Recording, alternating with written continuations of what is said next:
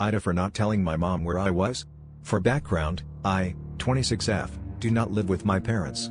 I live overseas in the Middle East teaching English, and I'm only back for maybe 2 weeks while we are distance learning because my parents were concerned for my safety.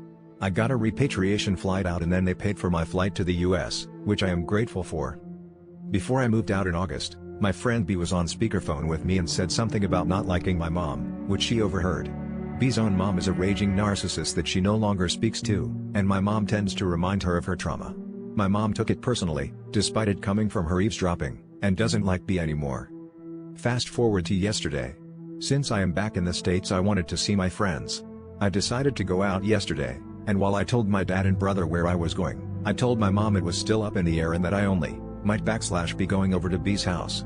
Even that was enough to have her asking why I was still friends with B, and why I would want to go over to B's house when she said such mean things about your mom. Then while I was over at B's house, my parents got upset I didn't have a location tracking app on where they could see my location. Now the big thing was my mom called and asked what I was doing. I was already at B's house and told her I was drinking an Orange Julius.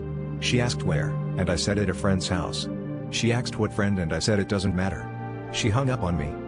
I'll admit I was being a little defensive and could have worded it better, but I am an adult.